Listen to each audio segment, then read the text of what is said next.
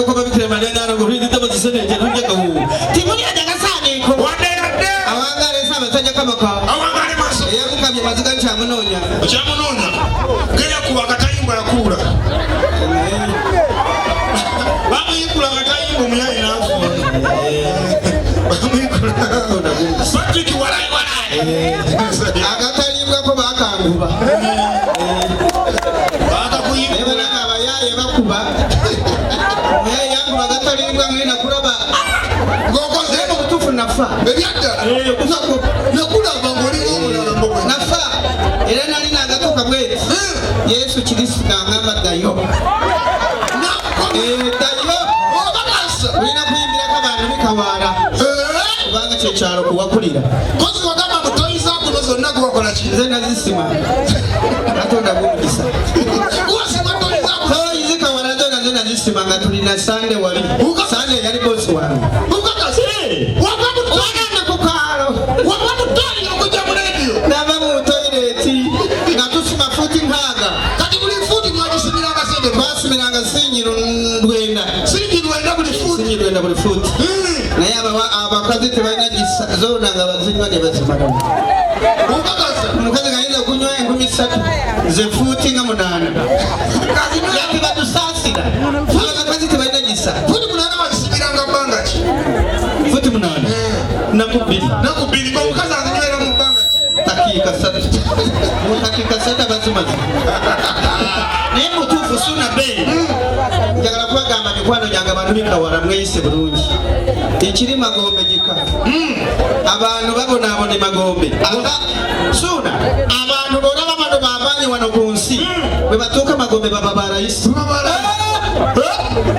nali nagatuuka magombe ekyasinga kuniwunyisa ngenda kulaba omusajja mbitako yitisa ekibo kyamenvu nga kumwetegereza nga ye Dr. Milton Obote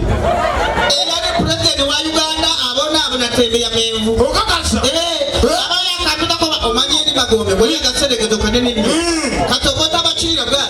ng'omulala yambuka ani ngenda kumwetegereza kuti binyeebwa ekibo kibinyeebwa atunda 10 jiriko ngenda kumwetegereza nga yeyidde Amini Dada okakasa eyali pulezidenti wa Uganda wansi eri babonaabona magombe mu nsi magombe babonaabona gwobeera wa rayisi wano ate erubeera kaliba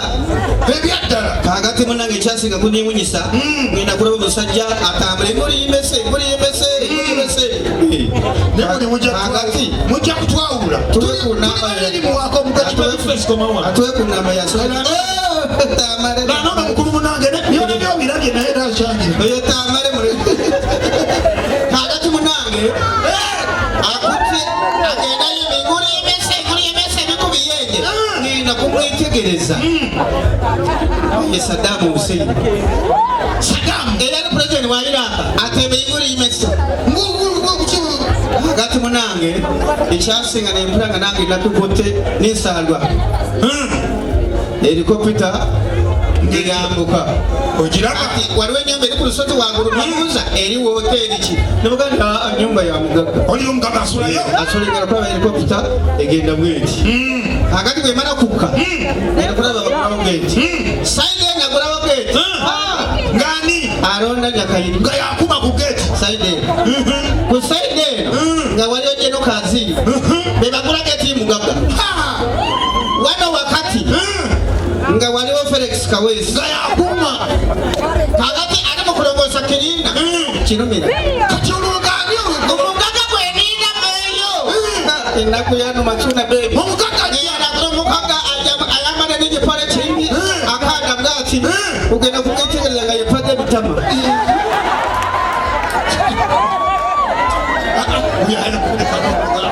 ekiri magombe kizibu era kyemanye kati taata wange ani ate ndina bamenya president Yoweri Kaguta Museveni taata wange kati bw'afiira wano oba agenda kukola mulimu ki simanyi era gomanyi olowooza ayinza kukola ki tayinza kusuka gutema embizi kubanga nze ntegeka wakiko embizi eri mugika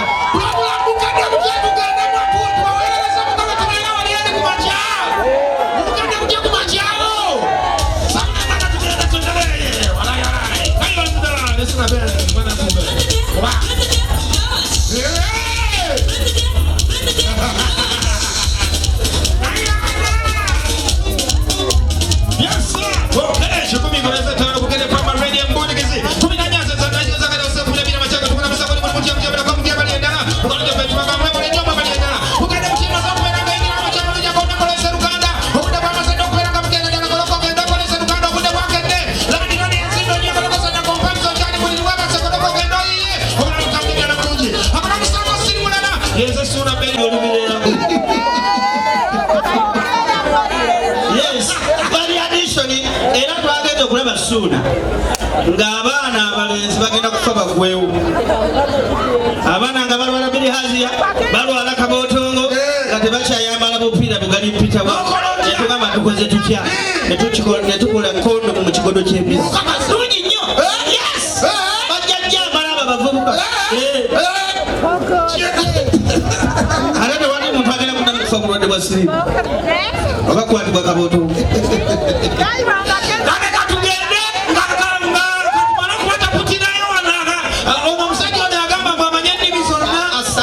Sigama yagamba amanye ennimi zonna ziri mu Uganda kati twagaanza kutira olulimi lumu wano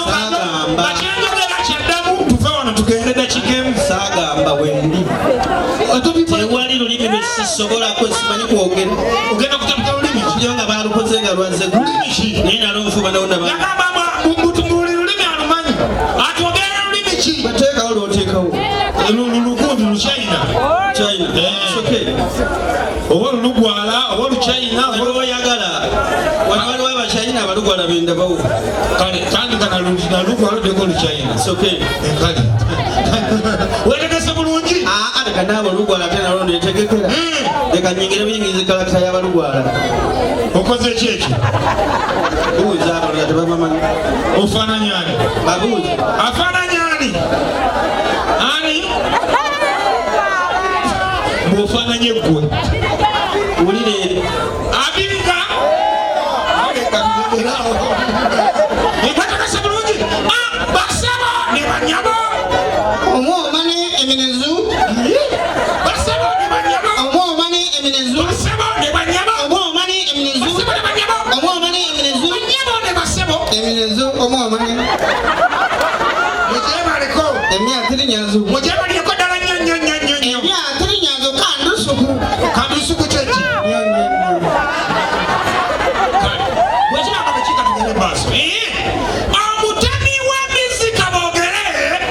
emyatamule kabirizi kaboogere nyalupye bulidemu ekigambo kabirizi kyaluganda ekyawa kabirizi nga kyaluganda wa sikyaluganda kale ekiwasi kyaluganda tugongawo kabirizi ekiwasi kyaluganda kale tugende omutemi w'embizi kaboogere emyatamule kabirizi kaboogere nyalupye yabadde atudde mu sitesoni ne bakyaliwe nga beesa mweso emimungwa nyaluku kyeki ogambye bali bazanya matatu oba mweso olwo abaamukuli emuteba abayesa nyandusuku kyeki buyesayesa abayesa nyandusuku agenda okulaba nga akabizi ge geyalaseroka ku mugwa kayitawo emisinde b'ekyu emyanja kadudumife myonzu kabirizi nyolumasi kyeki kaba katuuse eri ennamuwona mugambire katoki nyolumasi kaba kagenze wabula kyamujja enviiri ku mutwe gwakulengera ennume eyanamandu kikwendene ng'egyekavaako emabega teyakomye mukavaako mabega nekeberekako nekalirira makinia nandrinyalumasi karindisu mandrinyalumadisu isowadya madisu nyalo kyeki ekyo kyokola tugambye yabadde ennume ate nekeberekako netula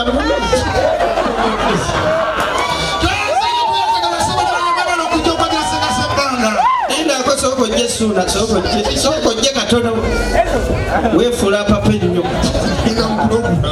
ogenda mupulogulamu naye tuli ku kyalo kyaffe abantu bano bolaba abeekawaala tewalinda bye singa tebaalipo njagala onyambe tubeebase bandera bulungi nnyo abantu beekawaala benatawaanya nga nziba ebikajjo nga tukola tutya abantu bano nyamba tubeebase tufukamireko wansi tubeebase abantu beekawaala mbaagala nnyo nzijikira olunaku lwe natuuka ku kyalo kino Kawaala mwe mwandera ensi teyalindabye Mukama abampere nnyo omukisa abantu b'e Kawaala muzaale mwale ensi eno mugijjuze tulyoke tugirye bambi bampisa bulungi benanyiiza munsonyiwe n'abanyiiza nange mbasonyiye in the name of Jesus.